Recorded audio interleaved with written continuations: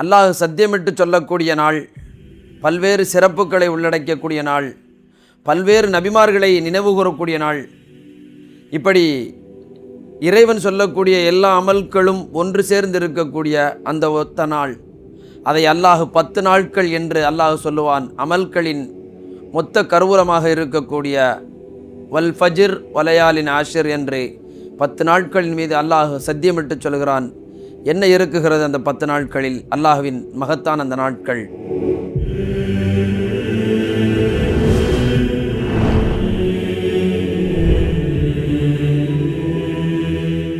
வல் ஃபஜ்ர் வலையாலின் ஆஷிர், அந்த 10 இரவுகளின் மீது சத்தியமாக.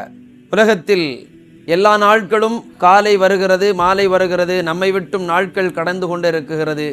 நம் ஆயுள்களும் உலகத்தில் கரைந்து கொண்டே இருக்குகிறது. ஆனால் என்றேனும் ஒரு நாள் அல்லாஹ் நம்மை சந்திப்போம், அல்லாஹுவை சந்திப்போம் என்பதை மறந்து மனிதன் இன்பத்தில் திளைத்து வாழக்கூடிய மனிதர்களாக நாம் இருந்து கொண்டிருக்கிறோம். ஆனால் அல்லாஹ் சொல்லுகிறான், உங்களுக்கென இறைவன் வகுத்த அந்த நாட்களில் நீங்கள் நல்லமல்களை தேடிக்கொள்ளுங்கள்.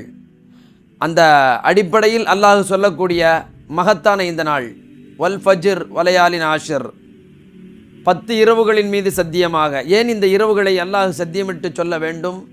அப்படி இந்த இரவுகளில், இந்த 10 நாட்களில் என்ன இருக்குகிறது?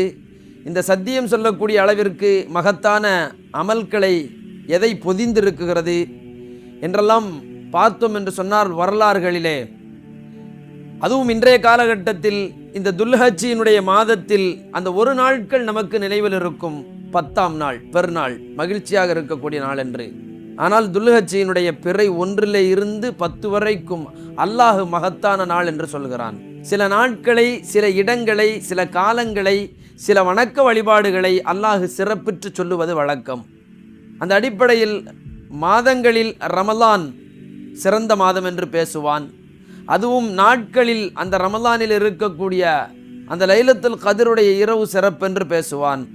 மாதங்களில் ரமலானுடைய மாதம் என்று பேசுவான்.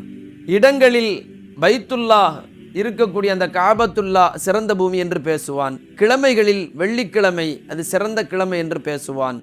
இப்படி ஒவ்வொரு நாளையும் அல்லாஹ் சிறப்பித்து நமக்கு காட்டுவதற்கான நோக்கம், இந்த நாட்களிலும் உங்களுடைய கவனங்களை திசை திருப்பி நீங்கள் உலகத்தினுடைய மோகங்களில் இருக்காமல் இந்த நாட்களை குறித்தாவது உங்களுடைய வணக்கங்களில் நீங்கள் மேன்மை விடுத்தி கொள்ளுங்கள் என்பதை மனிதனுக்கு அல்லாஹ் எச்சரிக்குகிறான், அல்லது மனிதனுக்கு அல்லாஹ் ஞாபகம் காட்டுகிறான். இந்த இரண்டையும் நாம் கடைபிடிக்க வேண்டிய கடமை. அல்லாஹ் எச்சரிக்குகிறான் என்று சொன்னால் நம்மை அல்லாஹ் தயார்படுத்தி கொள்கிறான் என்று பொருள்.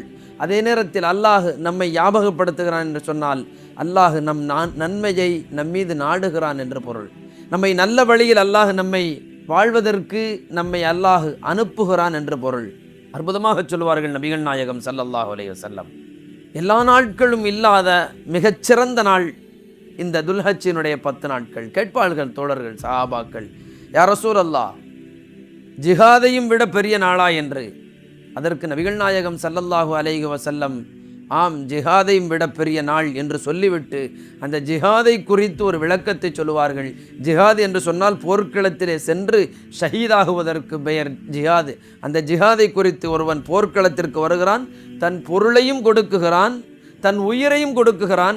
இந்த இரண்டையும் கொடுத்தால் எவ்வளவு சிறப்போ அந்த சிறப்பிற்கு அடுத்தபடியாக இந்த துல்ஹஜ்ஜினுடைய முதல் 10 நாட்களில் அமல் செய்யக்கூடிய சிறப்பு இருக்குகிறது என்று நபிகள் நாயகம் பேசினார்கள். என்ன அமல் இருக்குகிறது?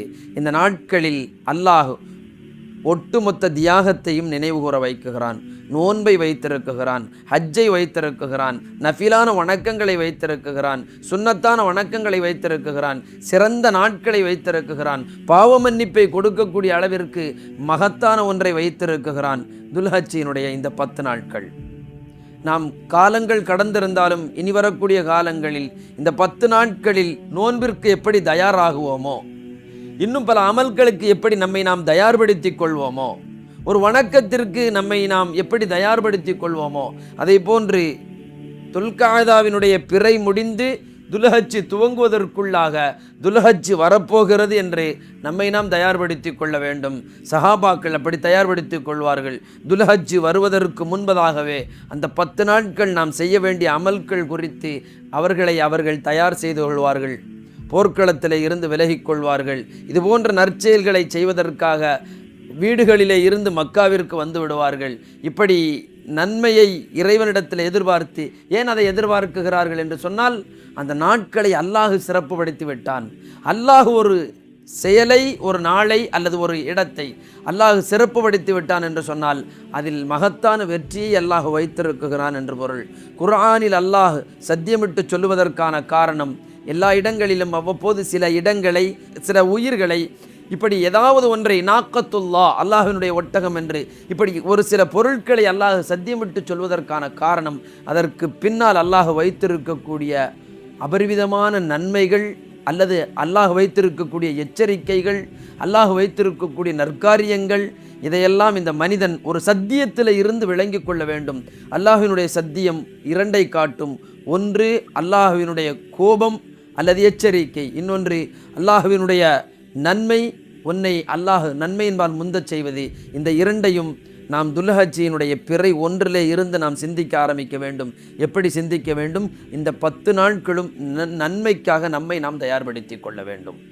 நன்மை செய்வது என்று ஒவ்வொரு நாளும் இந்தந்த நன்மைகள் செய்ய வேண்டும் என்பதை நமக்கு நாமே தயார்படுத்தி கொள்ள வேண்டும். வணக்கத்திற்கான நேரங்களை ஒதுக்கி கொள்ள வேண்டும். தர்மத்திற்கான நேரங்களை ஒதுக்கி கொள்ள வேண்டும். இப்படி ஒவ்வொன்றுக்காக நேரங்களை, அதிகமான நஃபிலான வணக்கங்களுக்காக நாம் நேரங்களை ஒதுக்கி கொள்ள வேண்டும். நஃபிலான நோன்புகளுக்கான நேரங்களை நாம் ஒதுக்கி கொள்ள வேண்டும். குறிப்பாக இறைவனிடத்திலே தௌபா செய்வதற்காக நாம் நேரங்களை ஒதுக்கி கொள்ள வேண்டும். தஸ்பீஹ் செய்வதற்காக நேரங்களை ஒதுக்கி கொள்ள வேண்டும். நாம் விளங்க வேண்டியது, துல்ஹஜ் வரும்பொழுதே நாம் தயாராகி கொள்ள வேண்டும். எதற்கு? அல்லாஹ் சொன்ன அந்த சங்கையான நாளை அடைவதற்கு. எதற்கு? அல்லாஹுவின் திருப்தியை அடைவதற்கு. எதற்கு?